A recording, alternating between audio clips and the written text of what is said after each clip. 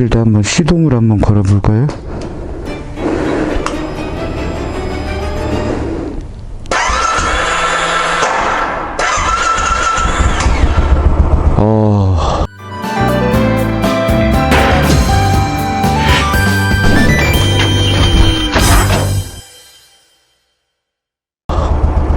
이것도 다행히 2번 만에 걸린 거죠. 그리고 엔필드 같은 경우는 여기 킥스타터가 있기 때문에 뭐 설령 배터리가 방전된다고 도 일단 시동 걸 수는 있습니다. 안녕하세요, 사막동 호랭입니다. 오늘 전북 지역에 미세먼지 저감 조치가 내릴 정도로 뿌옇죠. 이런 날 오토바이를 타는 게 맞느냐 그렇게 물어보시는 분들이 많으시는데, 중증 환자들은 이 병에 걸리면은 어쩔 수가 없습니다. 미세먼지를 마시고라도 타기 때문에 타야 됩니다. 특히 그리고 겨울에는 많이들 안 타시는데, 저 같은 경우는 시즌 오프 없이 배터리 보호차 안에서 달려서 충전을 하고 있습니다. 오늘 날씨가 생각한 것보다 그렇게 춥지는 않은 날씨라서 상쾌하네요. 생각보다.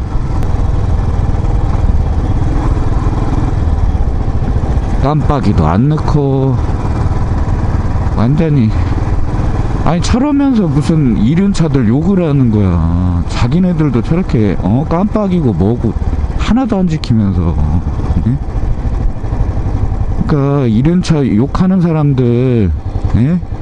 배달하는 아이들이 좀 그렇게 운전하는 건 저도 진짜 짜증나고 가끔 진짜 욕하고 싶어요. 근데 전체를 다 싸잡아서 뭐 이륜차 타는 사람들은 뭐 다 죽어야 되니 어쩌야 되니 막 그런 막말을 하고 말이야. 진짜 운전하는 놈들도, 저도 운전하지만 뭐 운전하는 뭐 1인 이 고백이량 타는 사람들이 뭐 바이크만 타나 차도 다 타지. 경험해보지 못한 것들, 그러니까 자기가 그런 거를 약간 경외시하는 경향이 있어요. 우리나라 사람들 그런 거 정말 안 좋은 건데, 그러니까 이륜차나 바이크를 타보지 않았으면서 그거를 그냥 그렇게 생각을 하는 거예요. 자기가 경험을 하고 난 다음에 이런 점은 고쳐야 된다, 나쁘다, 좋다 이런 얘기를 하는 게 아니고, 그냥 경험해보지도 않았는데 의뢰 그냥 남의 말에 편중해가지고 그렇게 하는 아주 형편없는 사고방식이죠. 그런 거는 정말. 저도 운전하지만 정말 도로 위에서 보면 운전할 때 정말 사람 환장하게 만드는 차들 많아요.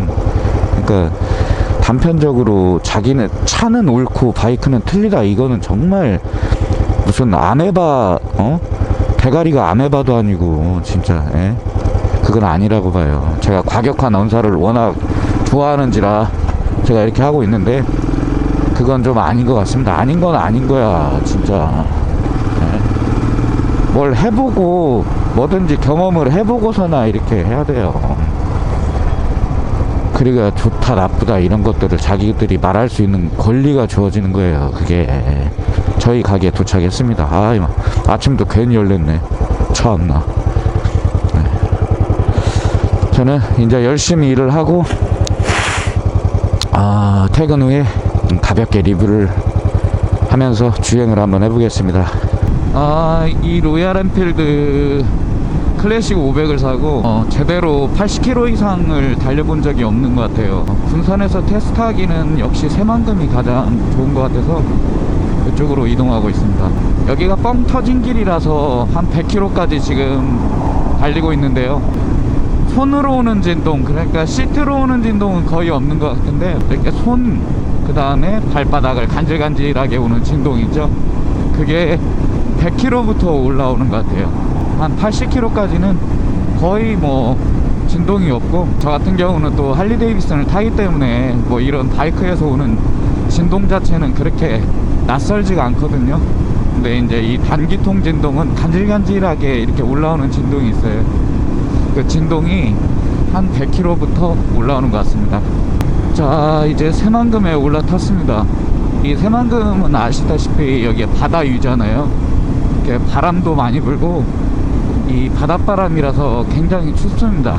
달려보니까 이제 조금 확실히 알 것 같아요. 80km 정도 달릴 때는 핸들이나 발바닥으로 오는 진동이 거의 미미합니다. 이제 80에서 100 100km 정도 됐을 때 진동이 가장 많이 올라오더라고요. 금방 한번 고속주행 테스트를 해보려고 120km까지 한번 당겨봤거든요. 100km가 넘어가는 순간 그 진동이 또 사라집니다. 이제 엔진이 고속으로 회전을 하기 때문에 그만큼 이제 진동 자체가 큰 진동이 아니고 아주 세세한 진동이 올라오는데, 그게 아주 기분 나쁘게 뭐 손을 간지럽힌다거나 그러지를 않더라고요. 잘 못 느낄 정도의 진동. 그래서 결론은 이 로얄 엔필드 같은 바이크는 뭐 속도를 즐기는 바이크가 아니잖아요. 그러니까 한 80에서 90 그 정도가 아마 가장 재밌고, 그 다음에 또 이렇게 통통거리는 이 특유의 이 배기음이 듣기가 가장 좋은 키로는 80에서 90, 많게는 100km까지 있지 않나. 근데 뭐 100km도 그렇게 추천드리지는 않습니다. 한 80에서 90이 딱 알맞은 속도 같아요. 지금 달리고 있는 속도가 80에서 딱 90인데 가장 배기음이 좋은 것 같아요. 그 통통거리는 소리가. 거의 감기가 지금 2주 넘게 가고 있는데, 아이고 왜 도로가 이렇게 꿀렁거리냐. 바이크를 못 타가지고 좀 많이 힘들었어요. 감기 때문에 힘든 것도 있지만, 또 저희들 같이 이렇게 중증 환자들은 바이크를 못 타는 게 더 괴롭더라고요. 이게 오늘은 일 끝나고 지금 컨디션이 그래도 많이 좋아졌어요. 그래서 저희 같은 중증 환자들은 이 바이크 주사를 맞아야 됩니다. 오른쪽으로 가면 문여도, 신시도, 선유도 이쪽으로 다 가는 거예요. 그리고 이쪽으로 직진을 하게 되면은 저기 위에가 신시도 휴게소가 있어요. 거기에서 잠깐 쉬는 걸로 하겠습니다. 여기서 계속 직진하면 부안으로 가게 됩니다. 자, 신시도 휴게소에 도착했습니다. 이쪽이 신시도 휴게소. 건어물도 팔고 커피도 팔고 그렇습니다. 여기는. 여기서 잠깐 쉬도록 하겠습니다. 자, 간단하게 제 바이크를 좀 보여드릴게요. 클래식 500 블랙 모델이에요. 여러가지 색깔들이 많이 있고, 저는 이 색이 가장 이뻐서 선택하게 됐습니다. 옵션 같은 경우는 다른 분들하고 달리 이렇게 뒤로 밟을 수 있는 이런 거, 그 다음에 뭐 엔진 가드, 그 다음에 여기 짐을 넣을 수 있게 브라켓, 그 다음에 사이드백. 원래는 여기 뒤에 등받이랑 텐덤 시트도 다 있어요 지금. 근데 이 바이크 특징이 원래 스프링 시트로 되어 있잖아요. 일자로 이렇게 해서 굉장히 높습니다. 제가 키가 그렇게 크지 않기 때문에 까치발이 심하게 들려요. 그래서 순정 로우 시트로 지금 내렸어요. 이 로우 시트를 내리게 되면 뒤에다가 달기가 힘들게 됩니다. 그래서 지금 잠깐 빼놓은 상태예요. 여기 뒤에 유니언잭은 제가 그냥 이쁘게 붙였습니다. 뭐 지금은 영국에서 생산되지는 않고 인도에서 생산되는 바이크지만, 그래도 최초는 영국에서 나온 바이크이기 때문에 제가 이쁘게 스티커를 하나 붙였어요. 자, 전명에 이 라이트가 저는 정말 예쁜 것 같아요. 막 주물로 탁 찍어낸 것 같은 이 클래식한 이 라이트. 로얄 엔필드를 대부분 말할 때 너 막 타봤니? 아니면은 뭐 한번 보기라도 해봤니? 막 이렇게 많이들 그러잖아요. 근데 저 같은 지방에서는 솔직히 로얄 엔필드를 보기가 힘들어요. 사실적으로는 뭐 영상이나 이런 걸로만 봤지 실제로 이렇게 본 거는 저도 이번에 처음인 거죠. 이렇게 사가지고. 로얄 엔필드 하면 역시 클래식의 대명사잖아요. 올바 매니아들 사이에서도 상당히 뭐랄까 이쁨을 받고 있는 그런 올드바이크 중에 하나입니다. 제가 알기로는 오토바이 역사가 가장 오래된 걸로 알고 있어요. 이 바이크가, 이 바이크 회사가. 그런 거 알고 있고, 이 500cc 싱글 엔진에서 올라오는 그 통통거리는 그 고동감을 아시는 분들은 결코 만만히 볼 수 있는 그런 바이크는 아니다, 그렇게 늘 말하고 있습니다. 태생은 영국 태생이고 전쟁에서도 쓴 바이크지만 실제로는 인도에서는 국민 바이크라고 하더라고요. 이게 거의 인도 국민들한테는 로얄 엔필드는 거의 뭐 우리나라가 막 현대 막 이런 것처럼 그 사람들한테는 이 바이크, 이 로얄 엔필드가 국민 바이크라고 합니다. 뭐 생업에도 쓰고 아니면 레저 여러 가지 다양하게 험로에서도 잘 달리기 때문에 그렇게 국민 바이크라고 하네요.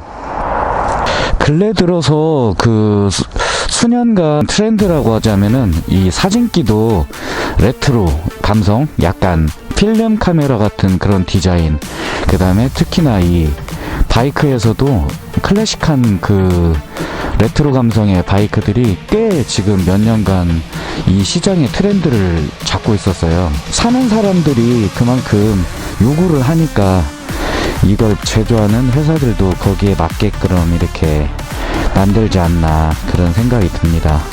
저는 이 로얄 엔필드에서 가장 이쁜 부분을 딱 두 가지를 꼽으라고 하면은 저는 이 헤드라이트 같아요. 뭐 어떻게 보면 요즘은 LED 헤드라이트 등등 해서 최첨단의 그런 또 아주 밝은 광량을 자랑하는 그런 헤드라이트들이 많잖아요. 근데 저는 이렇게 클래식한 오히려 이 헤드라이트가 너무 이쁜 것 같고, 그 다음에 마음에 드는 거는 바로 킥스타터 같습니다. 저는 킥스타터, 이 킥스타터가 있는 바이크와 없는 바이크는 꽤 큰 의미가 있어요. 그러니까 어떤 엔진을 구동시키는 데 있어서 배터리가 만약에 충분하지 못한 충전량을 가지고 있다거나 아니면 이상이 있다거나 했을 때 이 킥스타터가 있는 모델은 이 킥스타터로 시동을 걸 수 있지만 없는 모델들은 시동을 걸 수가 없잖아요. 그래서 얘가 있는 것과 없는 거는 큰 차이가 있습니다. 그리고 뭐 대포알처럼 쭉 뽑아져 있는 이 머플러, 과하지도 않고 또 뭐랄까 약하지도 않은 그런 배기음을 갖고 있어요. 뭐 튜닝 하려면 튜닝 하겠지만은 저는 굳이 그렇게까지 튜닝을 하고 싶지는 않습니다. 특징이라고 하면 이 엔진의 이 쇠 부분 있죠. 이 부분이 물성 자체가 뭐 신차인데도 불구하고 약간 얼룩얼룩해요. 얘네 이 쇠 자체가. 그 저는 뭐 제 것만 그런 줄 알았는데 보니까 이 신차들도 다 그렇게 막 다른 차들도 다 그렇게 얼룩덜룩 하더라고요. 근데 이 쇠를 가만히 보고 있으면 아, 쇠의 물성 자체가 굉장히 튼튼하고 좋다 그런 느낌이 딱 듭니다. 이런 것도 다 철제거든요. 다 철제로 돼 있어요. 그 다음으로 조금 예쁜 라인이다 생각나는 게, 지금은 이 가방을 붙여놔서 좀 그게 표시가 안 나는데, 이렇게 곡선이 리어 팬더 라인으로 떨어진 이 곡선이 이렇게 멀리서 보면은 되게 이뻐요. 이렇게 해서 뚝 떨어지는 곡선 자체가 이쁘기 때문에 상당히 마음에 듭니다. 그리고 아주 막 어마무시하게 이렇게 큰 방향지시등, 그 다음에 되게 귀엽게 되어 있는 이 리어 램프, 이런 거 하나하나가 다 어떤 레트로 감성, 요즘 사람들의 분위기 거기에 맞춰서 다 변화하지 않나 싶어요. 근데 어떻게 보면은 그 변화가 너무 세련되게 변화하는 것보다는 이렇게 정통성을 가지고 어떤 기능의 변화를 주는 게 요즘 트렌드지 않나 그런 생각이 듭니다. 그런데 한 가지, 그것도 레트로 감성이라면 감성일 수 있지만 저한테는 약간 조금 뭐랄까 개선됐으면 하는 부분이 있었는데요. 바로 여기 보면 이 총 적상거리 외에 그 제가 타는 아이언도 기름이 얼마 들어있는지 알려줄 수 있는 그런 게이지는 없어요. 실질적으로 할리 데이비슨 제가 타는 883 아이언도. 그렇지만 트립 A, B라고 해서 내가 지금 현재 기름을 넣고 얼마 정도 탔는지를 볼 수가 있기 때문에 그걸로 예측을 해서 기름을 넣을 수가 있는데, 얘 같은 경우는 이 경고등 이게 켜져야만 알 수가 있어요. 뭐 탱크를 흔들어 본다거나 여러 가지 이렇게 확인을 뭐 나름 이 거리를 뭐 플러스해서 해도 되지만 실질적으로 막 타다 보면 참 계산한다는 게 쉬운 건 아니거든요. 근데 좀 다행인 거는 그래도 이 불이 들어왔을 때 50km 정도는 탈 수 있다고 그렇게 하더라고요. 근데 대한민국은 그 50km 안에 주유소 없는 데가 없잖아요. 우리나라 같이 주유소 많은 나라가 없기 때문에 그런 부분은 그냥 이해를 할 수 있을 것 같습니다. 제가 타는 883 아이온 같은 경우가 12.5리터의 탱크를 갖고 있고 얘는 13.3리터의 탱크입니다. 조금 더 크죠. 그리고 연비 자체도 배기량이 아이언보다는 적기 때문에 훨씬 더 많이 탑니다. 그러니까 이 정도 꽉 가득 채우면은 꽤 많은 거리를 탈 수 있다 이렇게 생각이 되네요. 그리고 여기 이 부분을 열쇠로 열어보면 퓨즈박스가 나오네요. 그리고 여기에는 간단하게 수리할 수 있는 공구가 들어있습니다. 이건 퓨즈박스고요. 이거 자체도 다 쇠로 돼 있어요. 쇠로, 플라스틱이 아닙니다. 상당히 튼튼한 쇠로 돼 있어요. 이쪽은 배터리가 지금 장착되어 있는 부분이고, 여기 같은 또 여는 게 있죠. 키 하나로 다 할 수가 있습니다. 여기는 필터, 에어 필터가 들어가 있네요. 네. 이 부분도 다 철제로 되어 있습니다. 그리고 레트로 바이크임에도 불구하고 프론트가 ABS가 달려있어요. 아, 정말 놀랍지 않습니까?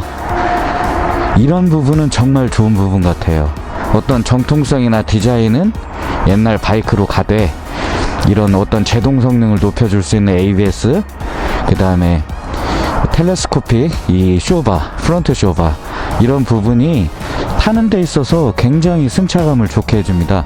저 같은 경우는 지금 스프링 시트를 빼서 지금 로우 시트로 만들었기 때문에 장착했기 때문에 이 부분이 아무래도 그 스프링 시트보다는 쿠션감이 좀 떨어집니다. 하지만 바이크 자체에서 그 받아주는 그 쇼바들이 상당히 부드럽게 잘 받아줘요. 그래서 타는 데 있어서 굉장히 부드럽습니다. 근데 저 이거 로우 시트 바꾸기 전에 스프링 시트 있을 때는 더 부드러웠어요. 콩통통 뛰는 듯한 그런 아주 부드러운 승차감이었습니다. 전에 제 주위에서 올드바이크를 좋아하시는 분들이 하나같이 하시던 말씀이 로얄 엔필드는 내구성이 너무 떨어진다, 그런 말씀을 정말 많이 하시고 또 그렇게 많이 들었었어요. 근데 제가 알아보니까 2017년에 인도 챈나이에 그 공장을 설립을 했대요. 아주 큰 공장을 설립해서 혁신적으로 바이크 성능, 그 다음에 어떤 내구성, 그걸 향상을 시켰다고 하네요. 그렇게 하고 그 다음에 우리나라에 작년에 로얄 엔필드 코리아가 정식으로 출범을 했잖아요. 그러니까 옛날에는 어떤 부품을 구하거나 여러 가지를 수리할 때 그런 부분이 원활하지 못해서 아마 더 그런 호평을 받지 않았나, 제 생각에는 그렇게 생각이 들어요. 근데 지금은 제가 타보니까 상당히 마감 자체도 훌륭합니다. 그리고 배선 하나하나를 보면 알 수가 있는데 배선 하나하나가 아주 굉장히 깔끔하게 잘 돼 있어요. 그리고 만약에 수리가 필요했을 때는 각 지역별로 큰 대도시에 AS 망이 또 있고, 그 다음에 부품 구하기가 그렇게 힘들지 않잖아요. 지금은 이제 그렇기 때문에 가성비만큼은 거의 끝판왕이지 않나, 그런 생각이 듭니다. 그런 얘기 있잖아요. CC에 10,000원이란 그런 얘기가 있는데, 그거보다는 조금 비싸지만 거의 그 정도의 가격선이기 때문에 솔직히 다른 뭐 일제 바이크나 미국 바이크나 다른 바이크들을 비교했을 때는 가격이 뭐 거의 진짜 배 이상 싸다고 보시면 될 거예요. 뭐 우리가 알고 있는 단기통 빅싱글을 따지자면 지금 뭐 제대로 생산되는 거는 야마 뭐 SR 400 그런 바이크 아시다시피 거의 신차 가격이 거의 800, 900 막 이러잖아요. 거기서 좀 이것저것 붙이면 아마 돈 1,000,000원 정도는 아마 될 거예요. 근데 이거 같은 경우는 신차가 거의 500대이기 때문에 거의 반절이잖아요. 그래서 상당히 경쟁력이 있고 클래식한 바이크입니다. 전문적인 제가 뭐 리뷰어도 아니고 뭐 제가 아주 짧게 타면서 알고 있는 가장 기본적인 것만 설명해 드렸는데요. 이 바이크는 총평을 말하자면 가볍게 내가 입고 싶은 옷 아무거나 입고 가볍게 타도 멋스럽다.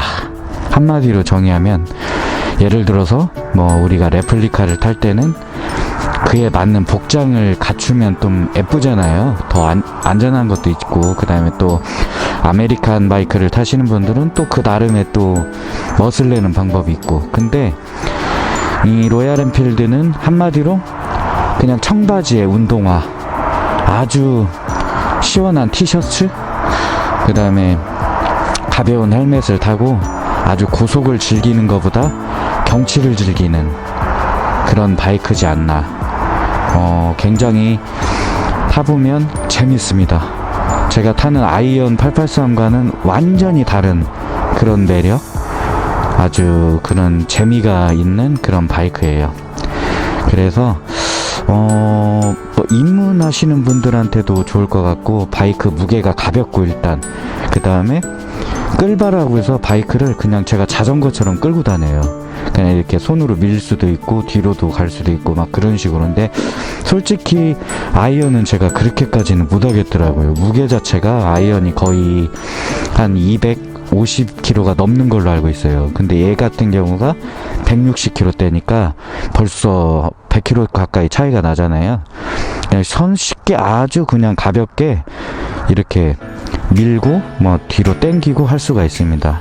그런 점에서 입문하시는 분들한테도 굉장히 좋은 바이크 같고, 그 다음에 저같이 바이크를 좀 많이 타시는 분들도 그냥 서브, 뭐 세컨 바이크 그 정도의 개념으로 한 대 가지고 있으면서 모토 캠핑이나 여러 가지 그런 거를 즐기시는 분들한테는 좋을 것 같아요. 저 같은 경우도 모토 캠핑 때문에 산 바이크라고 보시면 되거든요. 양쪽에 뭐 짐을 다 넣고, 그 다음에 이 위에다가 텐트 및 여러 가지를 이제 걸치면은 뭐 어디든지 떠날 수 있는 그런 아주 좋은 투어링 바이크도 될 수 있습니다. 해가 떨어지면 이 지역이 굉장히 춥습니다. 그래서 이제 다시 가게 쪽으로 가야 될 것 같아요. 벌써 해가 떨어지기 시작하니까 어우 장난 아닌데요. 이제 다시 새만금을 역순으로 해서 군산 시내로 진입을 다시 해야 될 것 같아요.